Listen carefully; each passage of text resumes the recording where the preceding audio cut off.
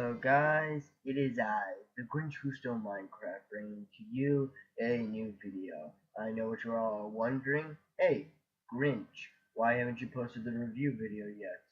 The reason is because it's been difficult to be able to play the game of this consistency. I've been trying to be able to get as much footage as I can. I haven't been able to progress in the story as much as I could, but for right now I feel like that this video should be able to sustain yourselves until then. Now, the subject at hand, Balloons Tower Defense 5. I played this game for a long time now. I remember back when I was in school back in elementary, I played a lot of Balloon Tower Defense 3. I played a lot of Balloon Tower Defense 3 back at school. There was always a lot of fun with it. I've always seen how much fun and how long I could last in the free play mode. And it took me a long time to find Balloon Tower Defense 5. I was not that kind of person that played a lot of PC games up until this point. But now, with Balloon Tower Defense 5 now within my possession, I thought it would be a good idea in order to give you guys a top 10. Top 10 of my personal favorite towers within Balloon Tower Defense. Now, let's get a bit of a disclaimer out of the way.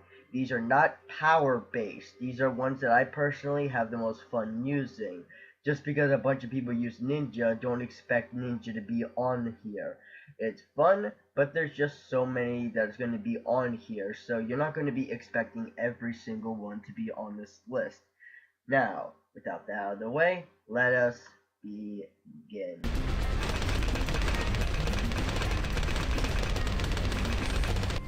The Sniper.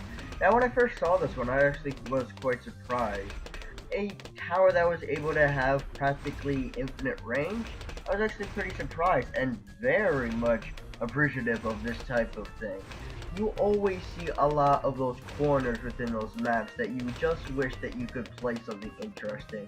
With Balloon Tower Defense 5, there's a lot more options that you can put in that corner besides a monkey farm. Now we can put like mortars, and for this topic, snipers. They are a very powerful beast, especially when fully upgraded. One of the downsides, and a lot of downsides of most of towers in general, some of these upgrades are a little bit overpriced, but because that this is sniper, it's a little bit more well balanced compared to the other ones. Especially for early game, it's always a good idea to have this guy. It's always good for popping camos, trying to be able to keep your lead balloons in case you don't got a bomb tower out. It's always a good idea to have these guys around. And for that, I will put this guy at number 10.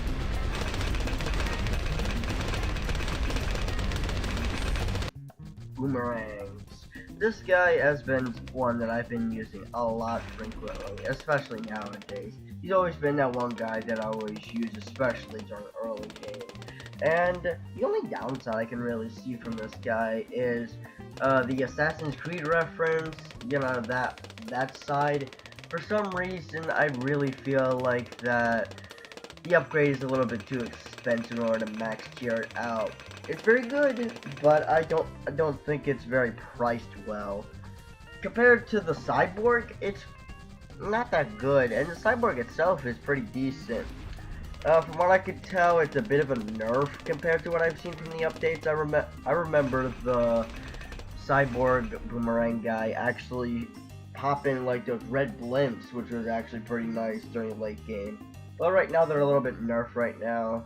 I doubt they'll get a buff anytime soon, but besides that, I really do think these are a very good, solid addition to the group.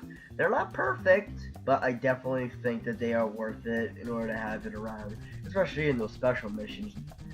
Unless you got a glue gunner, they're the only fudge you're going to be popping those lead balloons.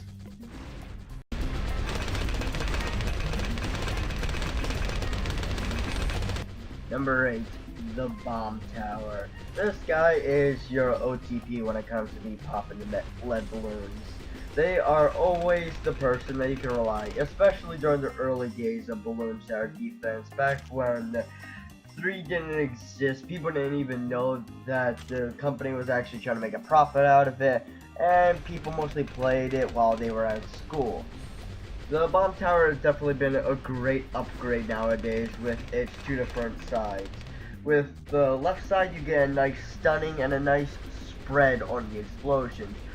The right side, however, it's not that good, really. Yes, it gets a nice special ability, but I feel like it's a lesser version of a lot of other ones. It has a nice little explosion EMP blast, which is nice, but I've seen it a lot better. I don't know about you, but I've seen it done a lot more damage, but not much nowadays. I don't know if that's just updates or that's just how Balloon Star Defense works, but I don't really know. But anyways, it's a nice addition, especially considering if you get a village tower or any sort of thing to go with it. It's a nice combo tool, especially for late game.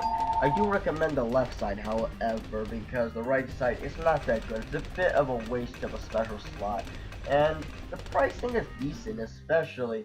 It's one of the core main towers, so I definitely appreciate the work that was put into it, and for that I shall be putting it at number 8. Oh, and one more thing before we leave, those black balloons.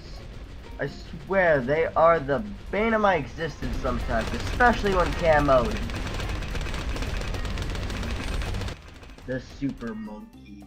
This guy is something that the competitive scene does not seem to appreciate, which is perfectly understandable. The thing is very overpriced, and the thing isn't as powerful as a lot of other towers.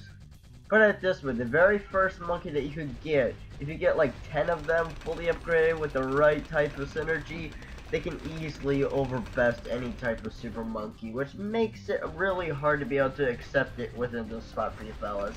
For myself personally, I just like the idea of this giant sun god and this giant Terminator-like fella that just decimates everything. And it may not be good for like early, late, not even mid-game, but I just like to use it. Put it this way, I got such good synergies with the thing sometimes that it actually is good, because I just got like so much money, nothing else to spend it on, so I just like plop a sun god in a corner and hope for the best. It's just fun, it's interesting, it keeps things a little bit more risky, and I kind of like that about the Super Monkey. It's a nice high risk, high reward. Do you sacrifice all those towers for the Sun God, or do you just be tactical about it and go for the Terminator-like thing? One of the biggest issues, besides the pricing though, is the Terminator special ability. It's a lot more powerful than the Bomb Tower, which is one of the main reasons why it's a little bit higher on this list, but it is just not that good. Honestly, there's like a PC, there's actually like a browser version of Balloon Star Defense 5 where things are a lot stronger and a lot more usable. The Terminator Super Monkey was a lot better. I swear, it was taking like half damage of the Oh My Gods. It was that good. But for right now, it sits at number 7 on this list.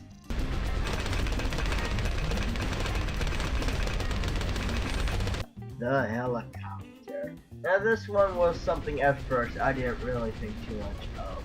It was something similar to the plane, which I definitely was full-hearted over for, but I didn't really think much of it, especially because it seems a little bit more of that late game kind of tower, which is something that I can appreciate actually, because you can stick it in that corner, you can stick it anywhere with that giant helipad square, but that's kind of the issue, the whole helipad thing. I remember back in Balloon Star Defense 4, you could just place as many planes as you could stick on the screen. That was a fun time, but they need to be able to keep things a little bit more competitive about it, which I can understand. But I definitely have to say, the whole little moving of objects with that one side of the helicopter, it's not as good as the other type of helicopter. Yeah, you could probably glitch it out and move a giant sun god, but as I said in the previous tower, it's not the best. It's not the best to move it. You get money out of the thing, which is nice, but the attacker is your main source that you want to go for. It's not the best, but I certainly have a lot of fun with it, especially, and I mean especially when I get a bunch of them and just like stick them in a corner waiting for all the balloons to come to them and just pop them. It's just so satisfying nowadays. You just lead them to it. It's very fun, especially with the different types of mouse commands for it. It's a lot more interesting than just strong, close, first and last, which is definitely something I can appreciate. And for that, it is on this spot on the list.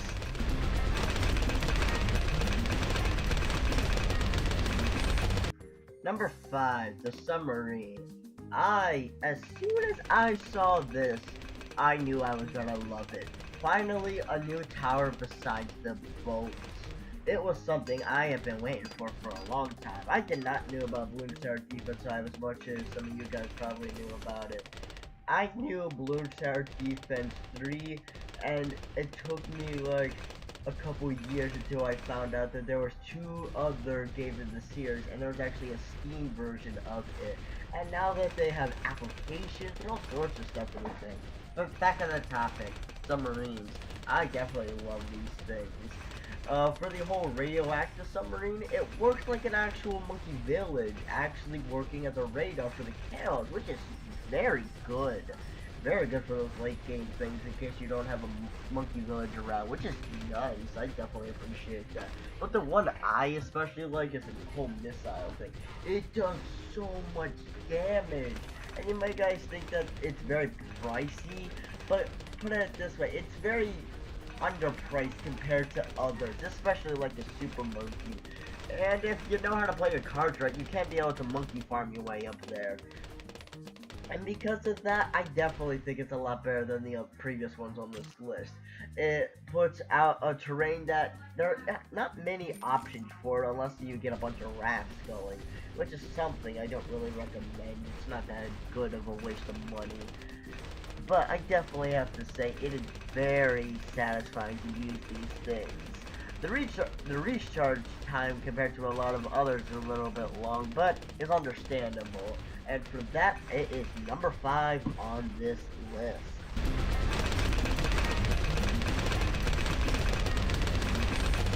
Number 4, the Engineer. This one is something that I did not suspect. I thought that they had it all when it came to these towers, but when I saw the Engineer, I was like, oh, let's see how close this is to Team Fortress 2. For you guys who don't know, it's free on Steam, go check it out. But for you guys that are aware, it looks amazing, and I would have to say, this is a lot of fun to use for this fella. There's these types of early game, but high level of good types of towers that you see, and the Engineer is one of them. You mostly see people use the Ninja, a couple of risky fellas use the Apprentice, or a bunch of people use just a standard monkey, just use a bunch of them. Myself personally, I'm a full-hearted Engineer, if you know what I mean. But to be honest with you, it's not the best, especially when handling stuff like camos and handling with the metals. It's not that good. Regeneration isn't as bad though. And as you can see here, if you have a bunch of them, the sentries stack on top of each other slightly, which is very good if you don't have enough space. You just place all the towers you need, and in that one corner, you just stick an Engineer. All the sentries just stack up on top of it. It is just so satisfying to see that kind of thing happening around. The 2 different types are very good. Fortunately, with the foam and the whole trapdoor line, it does make it a little bit easier to handle camos and stuff. Heck, as soon as you pop one of those blimps, all of them just fall down that trapdoor. That is just satisfying. And it actually is a good source of income. So you can say, do you want to go for a monkey village, or do you want to max out that foam Engineer and actually have a bit of an interesting click mini game in order to get your money? I think of it as a little bit more interesting. It's a lot more fun to be able to use this guy compared to a lot of others. But because of its damage and the whole pricing, the pricing is good, it's just that it's not as powerful compared to others. And for that, it is stuck on this spot in the list. And again, real quick, overclocked, more like overpowered, am I right?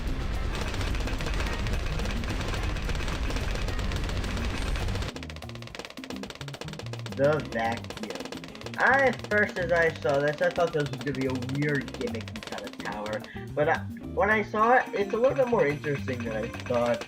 It's a lot more useful, especially late game. If you get a bunch of them out, they are very good for getting those blimps. If you have enough of them, though, I swear, I love seeing those like little blimp soft locks you can get with them. If you have enough of them on that specific site, that's very good. Now, for the other type of balloons, the whole special ability site is very good. That's a little bit overpriced, not as much as the sub, which is definitely a plus. But the major thing that is making it a bit of a downside is that it doesn't always bring it back to the farthest place it can. I've seen it sometimes it actually pushes it towards the end, which is very frustrating. And regrow balloons, they just pop out of it. Maybe not as much as the lower types of regrows, but as soon as you get like rainbow and camo, you shouldn't be having them out. It is a bad idea. But in those other types of situations, I think it deserves enough of the number 3 spot.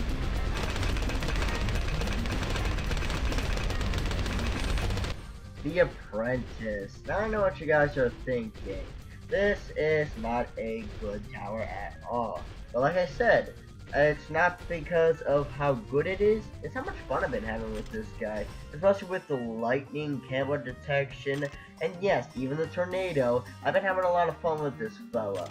Yes, it's a lot more effective in order to go for the Phoenix route, especially because it's a very good special ability, and because of one big fat issue. Regrow balloons double, they duplicate, they multiply in the exponential degree when it comes to the Tornado Wizard apprentices. I know that of utmost degree. I just like seeing how crazy it gets and seeing if I can be able to handle it, creating a regrow farm. That is fun. It probably is a lot easier in sandbox mode, but I just like doing it. It's so much fun. I probably is the cause of my death, but I just can't stop having fun with this fella. And for that, I would have to say it is the number 2 spot.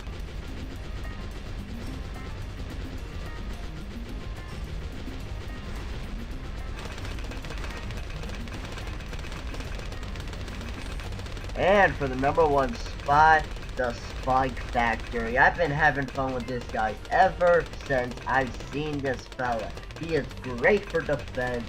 If you play your cards right, he is excellent for offense. His different sides are good. I definitely have to say though, the special ability is a lot better because that it produces things a lot more quickly and can get you out of a pinch, especially when it comes to the blimps and the oh my god. It is satisfying to be able to pull them off. But I know what y'all thinking. The thing isn't the best when trying to be able to go for a full-on thing. But I would have to say you're wrong, because that if you play your cards right with Monkey Villages and make sure that the Spike Factory isn't the only thing that you're using, like you see in this video, you could be able to get pretty far in the game. A lot farther than you would probably expect. In fact, in the early games of Balloon Star Defense 5, without road spikes, especially the special ability, you couldn't get pretty far. Now you're just getting so far out nowadays, which is something I've been loving. It's been fun. Heck, I have literally gone entire rounds just using the Spike Factory. And yes, it was the 3 times around map. It's fun, it's useful, it's great defensively, and I've been having a lot of fun using it offensively.